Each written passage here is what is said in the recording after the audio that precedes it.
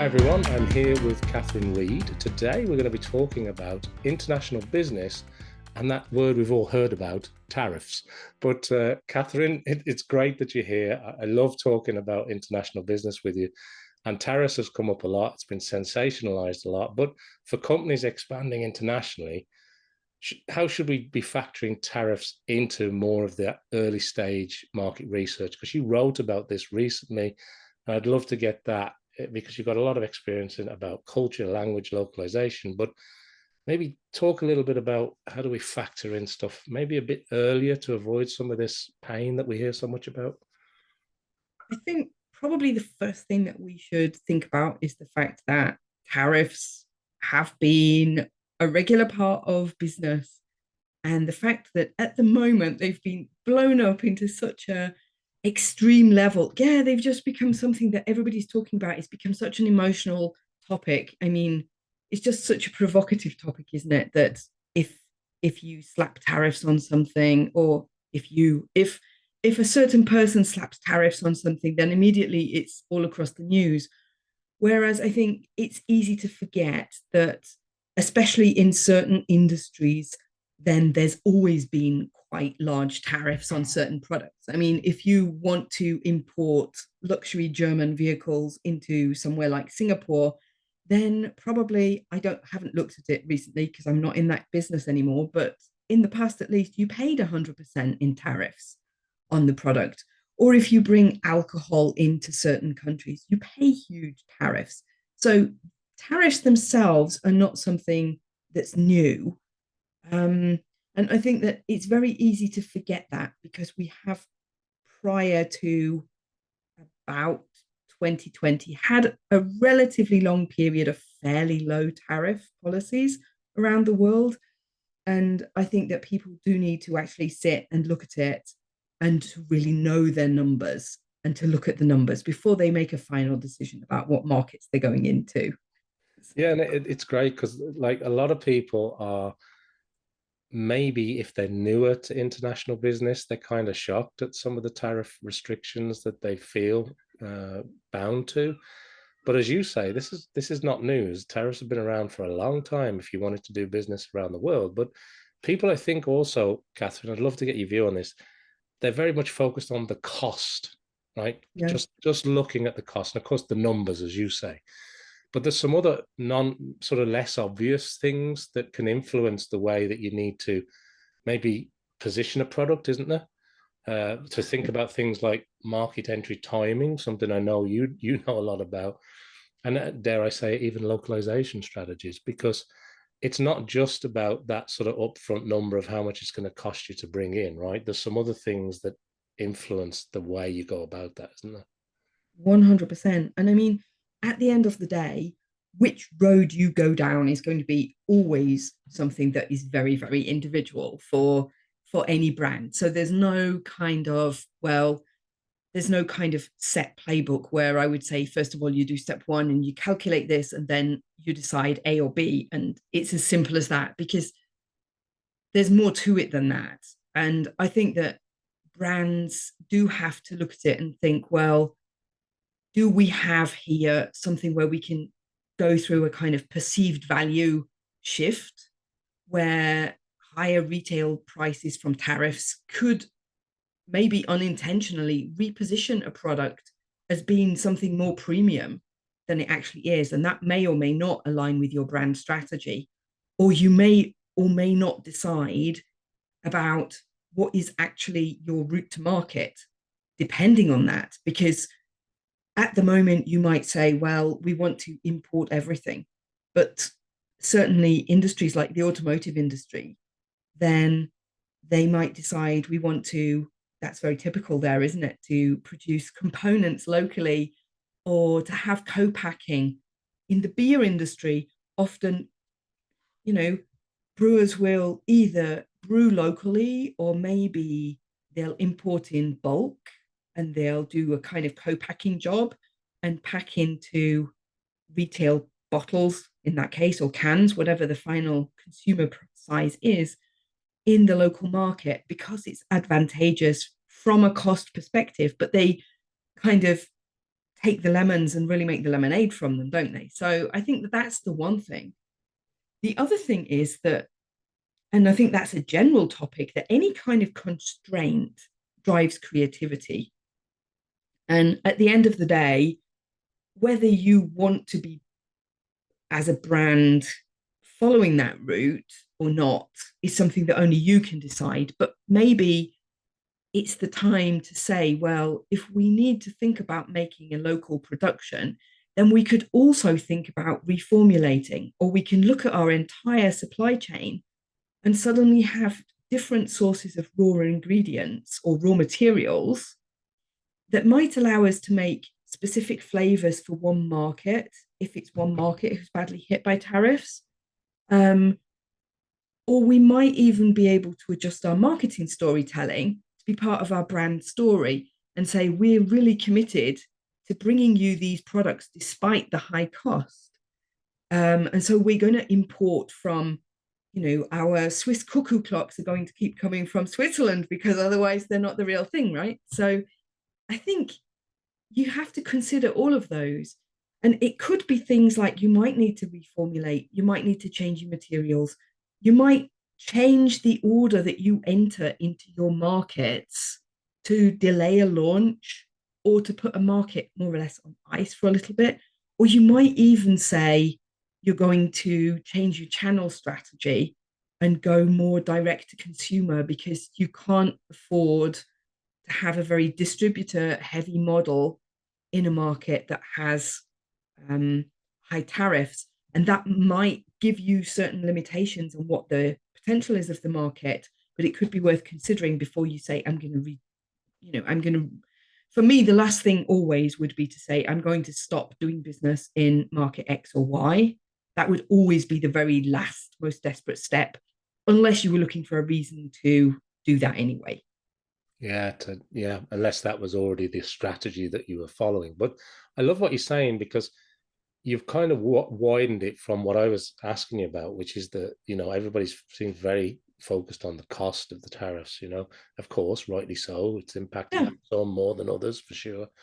But those other, as I was saying, less obvious things that really influence, you've talked a lot there about how you can influence maybe thinking about influencing the product positioning, the market entry, the authenticity of where something is coming from and the value of that, and looking at the whole supply chain, right, Kathryn, where it's not just the tariff that's part of the equation. It's everything in between. How much would it set you? You were talking about, for example, breweries, and whether it's bottling, building a plant, all that stuff versus importing.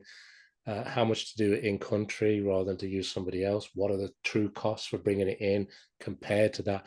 There's whole different calculations and value propositions that need to be thought through as part of that strategy. And I think we've set the stage with a conversation anyway, Kathryn. So thanks.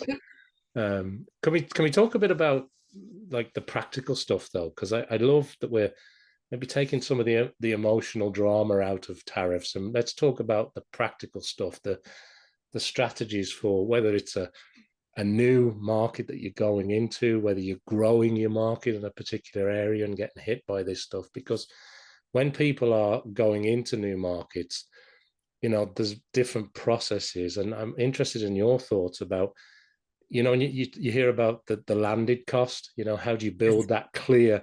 What is the true landing cost? And, duties, shipping, compliance, before you get to the bit of saying, well, how much are we going to charge for this? Yeah. Yeah. I think too many companies, especially, I would say, especially smaller companies, but there are some larger ones quite scarily in the last 5 years that I've met that also do the same. They wing it too much in their export business, so there are too many companies, even quite well-known brands, who say, this is my export price list.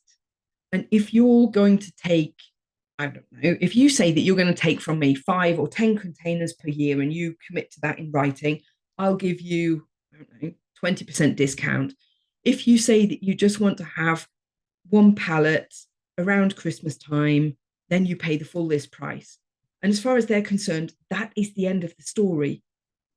And that usually is doing really a disservice to their brand because they don't know their proper numbers. They've got no control over how is their brand being presented on the market. It's a whole market entry. It has nothing specifically to do with tariffs. They're just part of the equation.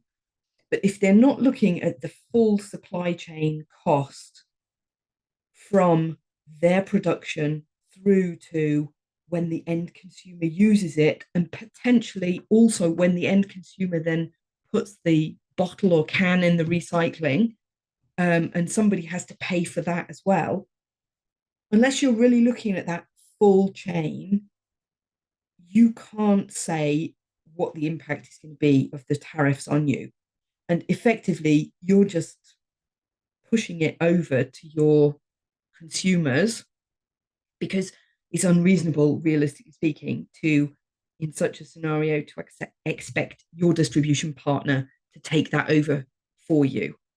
And I think that if you're in a situation where you're really partnering with an importer or a retailer in your export markets, then you're in a situation that you can start to discuss things with them and to say, well, look, this has changed.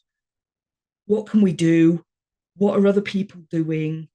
How can we work together so that we've got a win for the consumers, in the sense of maybe prices increase, but we're not just pushing the full value of the tariff through to them. We maybe can hold it for a few months, or we can absorb part of it. And I think you have to go through that whole process of really looking at what things cost and what options you have. And also, of course, weighing up how important is this market to me. If I don't know that, then Why are you doing it? why are you doing it? Yeah. You need your fingers slapping very hard. So, yeah. But I like as well, because it kind of links to what you were saying earlier, that some companies have successfully adapted their packaging, their product, the formulation, the formats, because they're using that, or even sourcing, right? They're using that as a way to maybe reduce some of that tariff impact, but Absolutely. staying more culturally relevant. Yes. Yeah, Yes, yeah, definitely. And I think, though, that it's also that question that country of origin on a product is a lot more complicated than people assume it is. If you're just a layperson on the outside, just a basic consumer. And I think that that is something that you have to keep a really close eye on, because sometimes with products, I mean, I'm working, as you know, a lot in the food and beverage industry. And if you do things like add more sugar or cut down the sugar quantity or the salt quantity, those can make a huge difference in the price of the product that your consumer pays. And I'm not just talking about a sugar or salt tax, like a fat tax like the UK has. I'm also talking, it can put you into a different customs tariff group because you have a different tariff number in the harmonized system for your product because it has more or less sugar than it had in the past. And I think that a lot of companies think that they're optimizing something and don't necessarily realize that it can have a much bigger um, forward running effect than they originally thought it might have in terms of impact. yeah, and it's back to thinking ahead a little bit there, isn't it? And understanding the requirements, understanding the legislation, the rulings, how it impacts you before you almost set sail on some of this. You know, this isn't something you can just do lightly. And I think you give a great example there again with beverages and food and drink. I mean, that's a great example where people adapt things and then don't realize there's a knock-on consequence to that, you know. Yeah. But I also like what you're talking about with automotive too, where it's very common where you see automotive parts built locally in a particular market, and yet there's a relationship back to manufacturing. And the other thing I wanted to say, Kathryn, while you were talking, is it, you know, the point of origin point that you made, because we see, don't we, thought about, dreamed, and designed here, manufactured here, assembled here, and then over here we added something at the last minute, and so therefore that's the country, or that's the designer, or that's the manufacturer. So there's different stages in that chain, if you like, that all have an impact and a bearing on international business and tariffs to some degree, doesn't it? Yeah, 100%. I mean, in the past, I worked for a very long time in the baby food industry, and one of the most popular products around a lot of the world for babies is banana puree in a jar. Bananas, despite everything about climate change and despite what you might think based on today's weather outside, bananas don't yet grow in most of Europe. So bananas are always imported, and they're mostly imported in a pureed form. So at the point when you just pack them into a jar, you're not adding as much value to them as you probably would need to claim this product is made in the EU and be able to claim preferential tariff rates if you export it again to Jordan, Lebanon, somewhere that takes that offers preferential EU tariffs with an EUR1. Is there a way, though, that people can think about how do you weigh this trade-off? Because there's a trade-off, isn't there, here between sometimes you need to source locally because it's more cost effective. Sometimes you need to source locally because there's no option where you are. Yeah. Um, is there some way you can balance that a little bit or trade that off a little bit to avoid sort of more punitive tariffs versus just importing a product that maybe requires heavy adaptation to local tastes? I mean, you can always tailor your portfolio in a particular market to avoid certain products. Or you can also say, in the past, when I was selling products into Asia, one of the products I probably didn't sell into those markets were the famous bananas that we just mentioned, or not in big quantities, because they were products that were hit with punitive tariffs because countries like Vietnam grow so many bananas of their own. They just grow in everybody's garden and alongside the road. They grow like a weed. They're like, I don't know, elderflower in Europe, So there are ways that you can modify and say, well, what do I want to do? And at the end of the day, it always comes back down to, on the one hand, you make a lot of calculations and you can do weighted calculations and all kinds of complicated Excel things that, usually salespeople don't really want to think about too heavily because it means a lot of detailed work.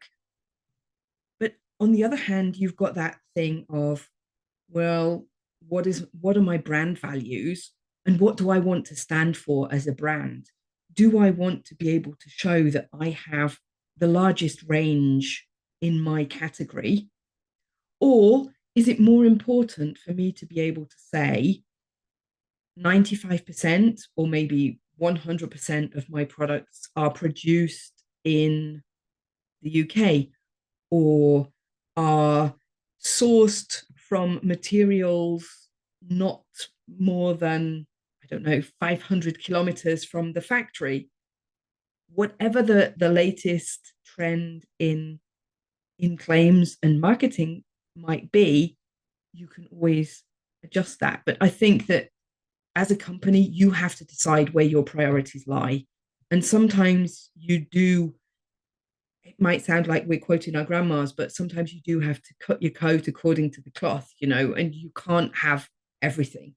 Yeah, and I think you've touched on it there quite succinctly because there's kind of like what's right, what's the right thing to do, what's right for the business, and then there's also the consumer sentiment you were kind of Yes. talking about there, where trends change, right? They don't stay consistent. The trends ebb and flow, and there's different sentiment. And we're not talking about, greenwashing that we hear about or making up untruths. We're talking about how you need to position something, and also how, I love that you're talking about how that positions with your company values and what you stand for, because that's sort of the magic formula there, isn't it? And Absolutely. I think we've talked a lot about sort of, we sort of set the stage when we started talking, and we've talked a little bit about some practical solutions there, which is hopefully helpful to people. But when it comes to international business, the thing that's on my mind, Kathryn, is the word trust, because it's very hard to do this kind of business, tariffs or not, without relationships, without trust, without distributors, without that supply chain and all those vital links. So in times of, I'm going to call it tariff volatility, right? Mhm. How do we recommend, or what sort of are our thoughts on communicating with those important partners? Distributors spring to mind, obviously, so they feel more like partners rather than just the middlemen, and everybody's feeling the pressure here. Yeah, I think the earlier that you can start to talk with your distributors and probably your retail partners as well, the better. Simply because at the moment, for example, the tariffs that have been talked about so much and that have had so much airtime in 2025 haven't really started to hit yet. That effect is only just going to start coming through in the second half of the year in reality. So I think that you also have to consider that as soon as you get notified, and it's not just about tariffs, it could be about some regulatory change that means that there's a new import process for your products or a new registration process for your products. The sooner that you can have those very open discussions with all of the stakeholders in your supply chain, both going forward or let's say downstream into distribution and retail and upstream also to your suppliers, then the better off that you're going to be. Because if everybody in the chain is involved from the beginning and everybody is used to the idea that they're being treated as a true partner, and that maybe some of those partners have come to you in the past and said, dear supplier, we've got a problem with currency volatility at the moment. Can you help us with a short term, I don't know, payment term extension whilst we sort out what our national bank is going to do about currency volatility? Then you're going to be in a better position now to come and ask them and say, well, look, how can we manage this? I think that you have to also look, you have to look at it as a long term partnership. How have you treated them in the past? Because if you're only coming to them now for the first time when you need something, and you only ever come to them when you need something, you probably don't have the best cards in hand to get them to take over some of the costs.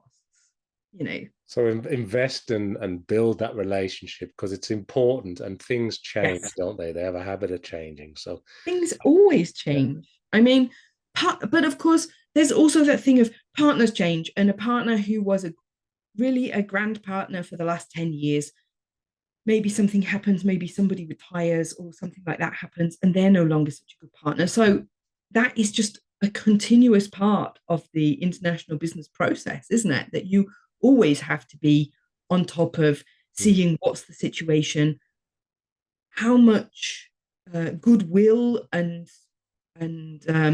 do I have in the bank with that particular partner or with that particular key account if you're delivering something directly. yeah, So I mean, there's always things that you can offer if you can say to them, look, do you have the option to do some front loading on your stocks before these tariffs come into effect? How many times have we seen a 90-day tariff postponement? The Chinese at the moment are just like, we've got another 90 days. You know, we've seen that a couple of times this year, and yeah. I'm sure it won't be the last. It Yeah, and I might. wanted to ask you about that, because there are some, obviously the tariffs drive some of that behavior and sort of pre-shipping stuff, but Yes. are you seeing any sort of regional differences, Kathryn, when it comes to how suppliers across the world are maybe handling those changes in costs, or do you think everybody's struggling with it? Everybody is struggling with it.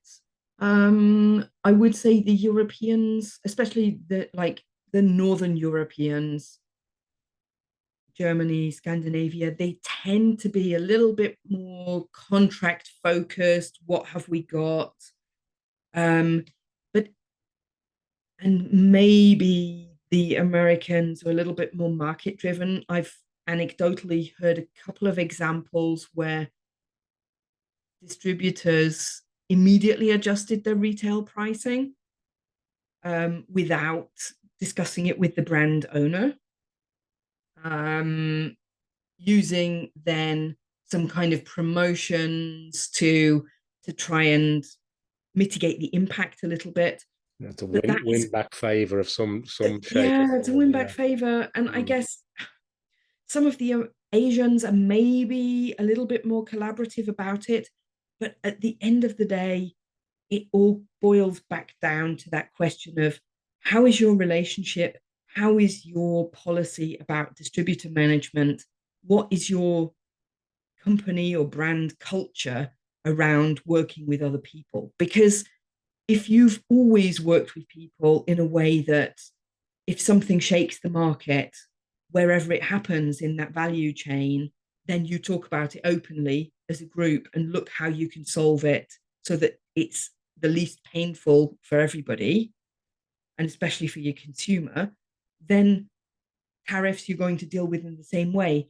If you've always been like, well, in my contract, it says on page 26 that I've got the right to push that forward to you and you just have to suck it up, then yeah, you can do that, but you probably can only do it once, can't you? Yeah, Before it short starts term to, win and long term pain. That sounds like a little bit in terms of that, because we're talking about trust and relationship here. And I think the example that you gave, sorry, was very interesting, where the brand and the distributor, the pricing fell out of sync because one moved faster than the other, and yep. therefore the consumer feels that, and there's a brand distributor tension there. Is there anything that brands can be more mindful of or more wary of or work towards to maintain their consumer or customer trust if a tariff forces a price increase or forces a change to the product set?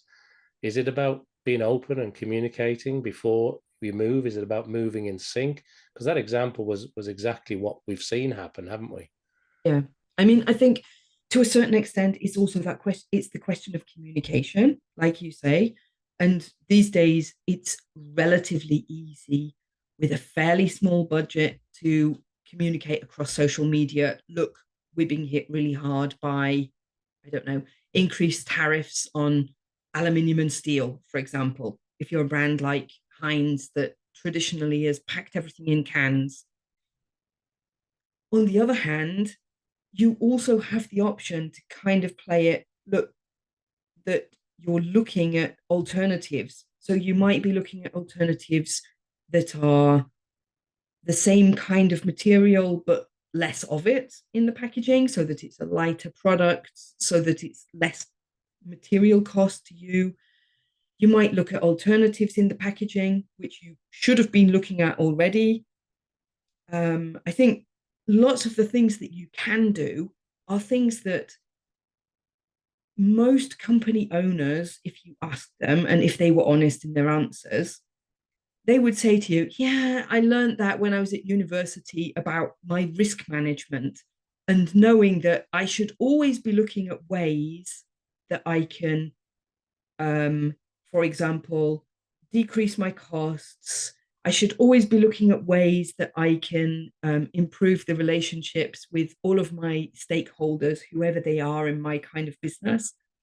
But people often get so caught up in the day to day that they forget to do those long term things until they're urgent. It's like essays at university, isn't it? People don't do their homework till the night before, and then they sit up all night and complain about how much homework they had.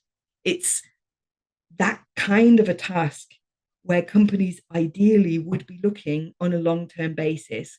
Do we have are we spreading our risks in terms of are we working in different kinds of markets so that we're not dependent on one market, be it Russia, China, the US? They're all quite easy to get very dependent on. Are we diversifying where our products are coming from or where our raw materials are coming from? Do we have more than one packaging supplier? I think they're all basic things that um, most consulting companies, if they went in to do those kind of audits, would be asking the question, but they're uncomfortable and they're often quite expensive to set up. So companies avoid doing it until the pain gets too big. And then it's often urgent. Yeah, no, I like that a lot. And we've kind of stumbled into a topic about, we're kind of edging around here, the short-term tactics, aren't we? Yeah. Versus the long-term positioning and solutions. And like for businesses that are facing these sudden hikes, if you like, is there a right balance between, the quick fixes like adjusting the pack size? We see a lot of that going on, but maybe longer term, more structural, more fundamental changes like having to alter your supply chain altogether.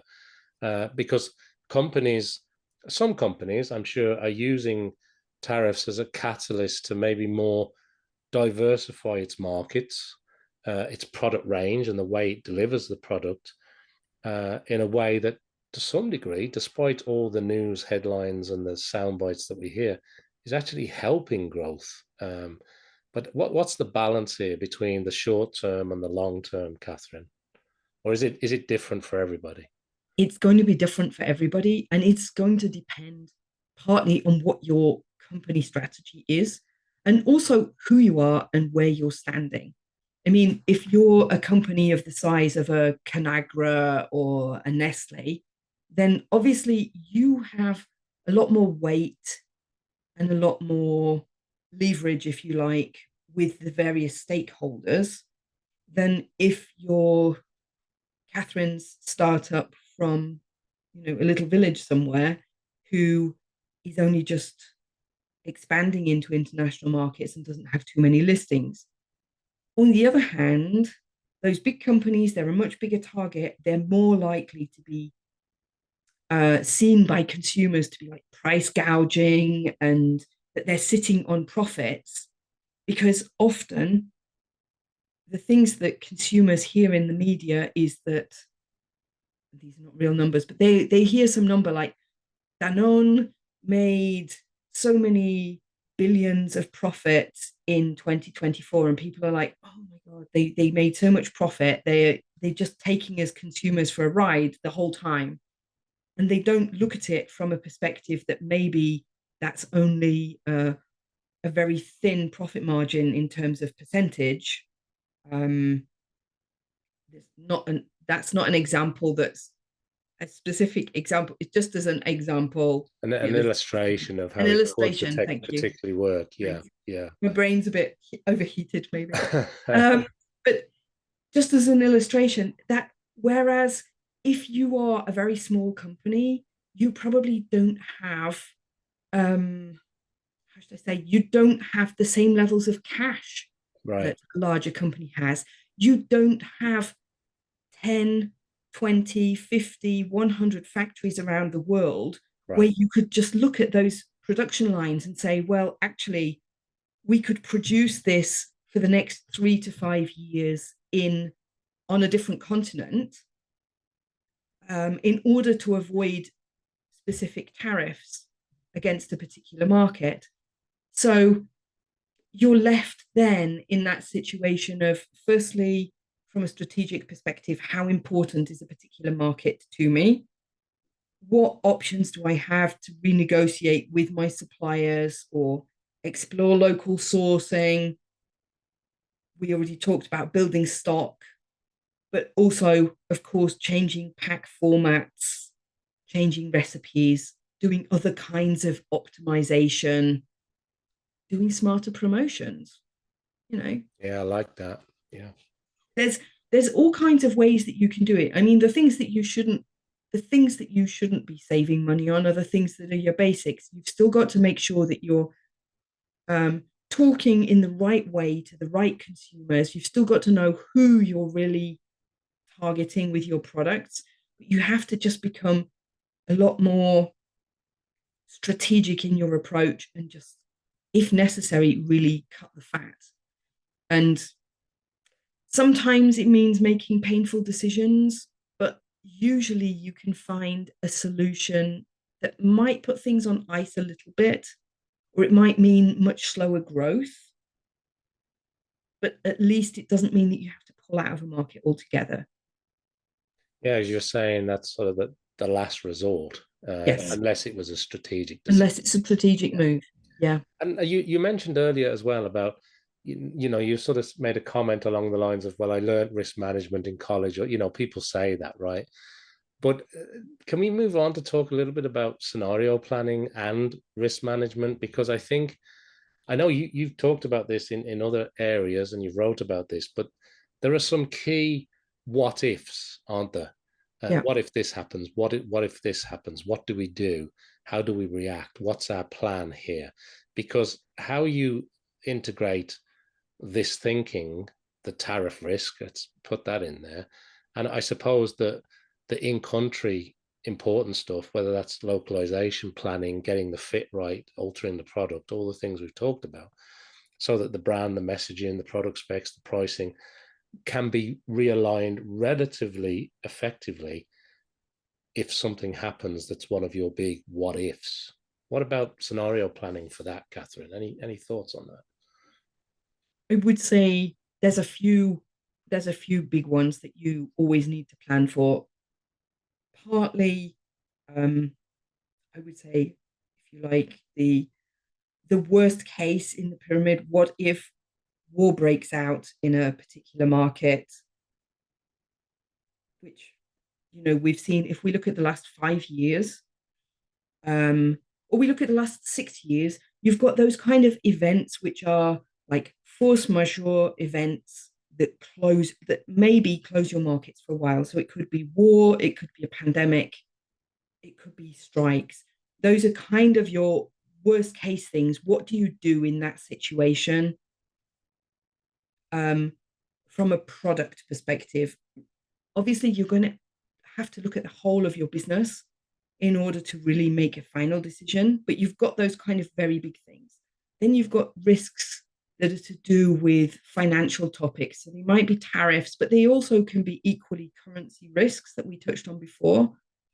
They could be regulatory risks if you're working, or political risks if you're working in markets that are quite volatile.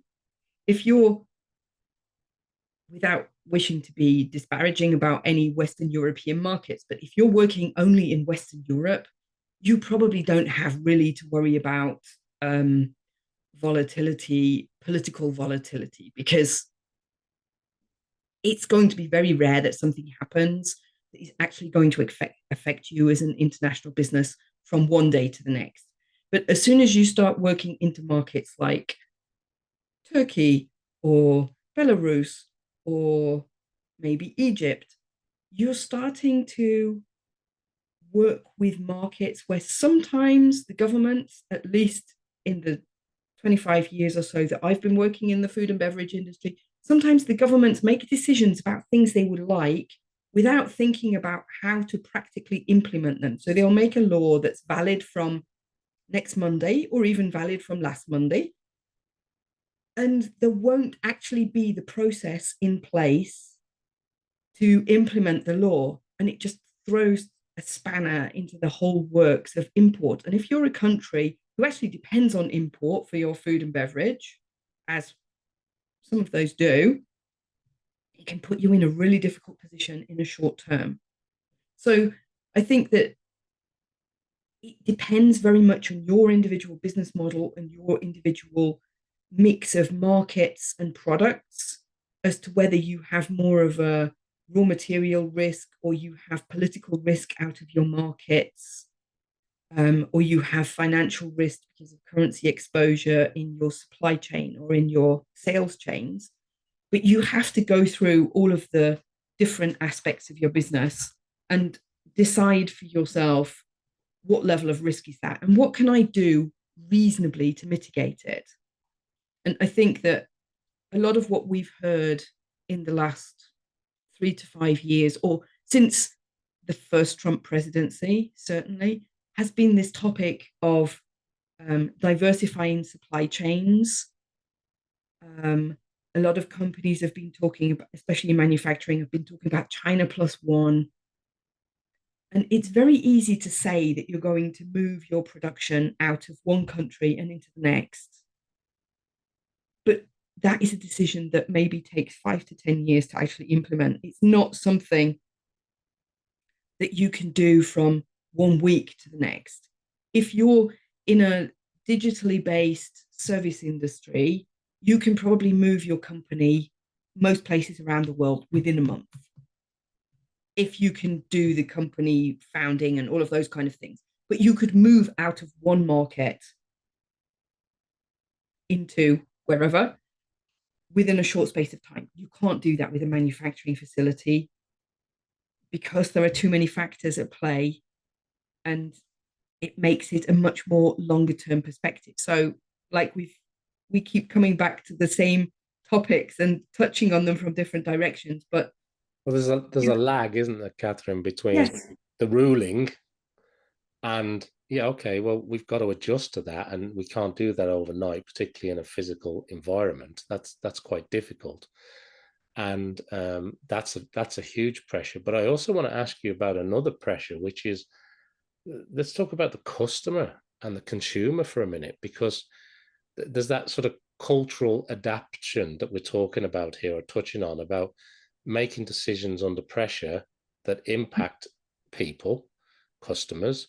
But, does that consumer reaction to price, are you seeing that vary significantly between markets and, growing economies or stagnant economies? Is there any different to these consumer reaction versus maybe those that are more accustomed to, say, volatility? Because the world isn't an equal place, is it? sadly, no. I Mm. mean, the I would say that generally markets that are accustomed to more stability, even though that's been quite shaken in the past 3 years, especially in Europe, with things, then I would say that those markets tend to be much more um, resistant to price increases because retailers start to sit on their contracts and say, well, our contracts say that you can only increase your prices to us once a year or twice a year maximum. Consumers start screaming that the brands are earning too much, the retailers are earning too much, everybody's earning too much apart from the consumer. Yeah. And there's that feeling of negative sentiment, and that can tip quite quickly. And so there are markets where I would say if you want to make price increases, then you have to take them kind of step by step. Japan has traditionally been one of those markets where small incremental price increases have tended to be better accepted than larger ones. And markets like um, Lebanon or Kazakhstan or even Turkey, which historically have had a lot of currency volatility, tend to be the markets where you can make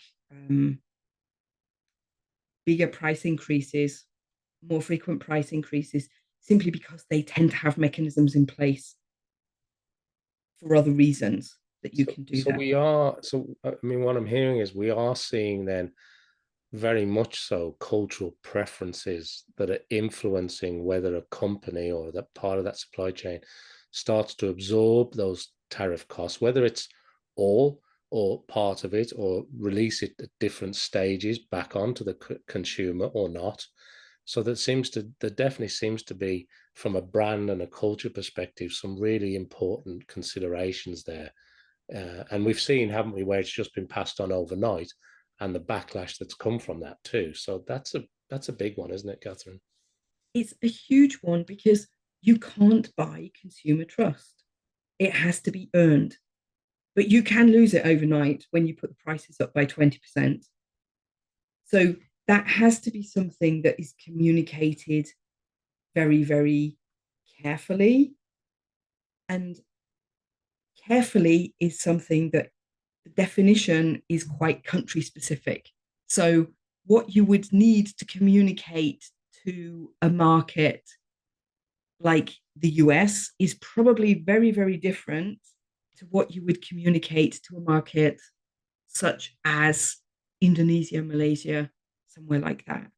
And that is where that localization piece comes in, and that empathy for actually knowing and understanding that purchasing power is also hugely different in some of those markets. The percentage that of their available income that people pay for products varies across markets. So if you look, I don't actually have any particular figures, but if you look, for example, what do people pay for groceries in Romania? It's a much higher percentage of disposable income than it is in Germany. Yeah, 100%. That doesn't mean that the groceries are always more expensive in Romania. They are generally, but it doesn't mean that they're whatever it is always more expensive in that market. But if I have to pay 10% of my salary for something, 10% of my salary is 10% of my salary, isn't it? If I suddenly have to pay 12% of my salary for the same thing, that really hurts. Yeah. And Yeah. that is something that if every brand in your category is putting the prices up by that amount, of course you can do it. But at the end of the day, if you're a non-essential category, and realistically speaking, lots of products in our modern life are not essential to our survival, then people will start to consider whether they need to buy your product or whether they can get by with a cheaper, more generic one, or whether they can get by without it at all.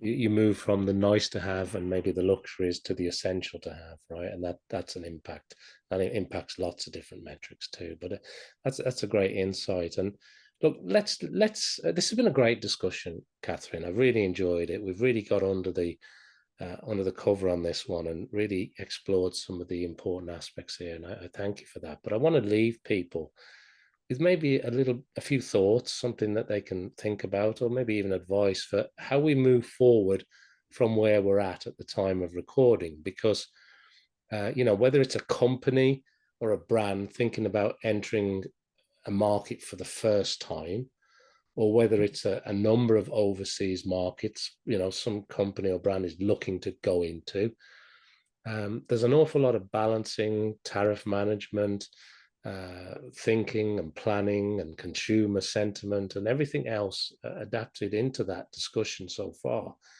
There's also the local cultures, there's the outsourcing versus importing discussion, and there's the localization of things in order to get true market fit and engagement. So could we maybe leave people with a few thoughts about how we move forward for this, whether they're a company going into their first new overseas territory, if I can maybe phrase it that way, or even for a company who's already in multiple markets, but they're trying to figure out the best way to think about, well, where do we go from here? Which regions should we prioritize?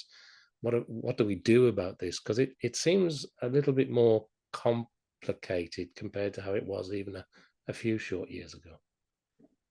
I think at the end of the day, the basic tool is still the same one, though, because at the end of the day, for any new market, you should be doing a market potential analysis where you're looking at all of these factors, both tangible and intangible and cultural, before you decide which market is going to be the best option for you to go into next. And it doesn't matter if you're a new exporter or you're somebody who's looking at going into South America for the first time, when you've already got quite a lot of other overseas business, the basic process of doing that and weighing up all of those factors and giving a weighting to those factors that are relevant to your brand and your market situation, your attitude to risk and your potential cash flow. How much do you have in the war chest? You've got to weigh all of those factors. And I mean, there are a number of tools out there. There are plenty of consultants who offer that kind of a service. It's kind of a bread and butter type thing for export consultants like me to offer to people. Sorry, I was just like, how do I now say this without sounding salesy? But it's the kind of thing that's a fairly basic starting point. Um, I mean, what I would say is it probably means that the smaller markets out there, markets like, you know, Montenegro, Malta, you might be able to justify because you possibly can get away with doing a little bit less localization than some of the others. But, if you're looking at very small markets, Kiribati and Tuvalu and places like that, if it's not going to be financially viable, now probably isn't a good time in history to start going into markets where you potentially are binding resource that you need to have for your major markets. So you've always got to do that balance between what do I want to do to expand further and what do I need to keep in hand to push what are my key markets in order to develop and to earn more resources for growth. I think that's got to look at the numbers. Boring as some people think it is, it all comes down to the numbers. Well, there's some real practical advice for us to finish on, Kathryn. Thanks so much. I've really enjoyed our conversation today. Before we wrap up, though, if people have enjoyed this topic and want to find out more about all the great work that you do, where do you want to send them to? Where do you want to point them to, Kathryn? I would say my website is still the best place to find lots of fairly practical blog articles, and where you can directly contact me as well. So that's kathrynread.com, which is Kathryn and read spelled like a book. So Well, that's great. Kathryn, great to catch up with you. Thanks for talking about all things international business and tariffs with me today. it's been fantastic. Thank you for having me.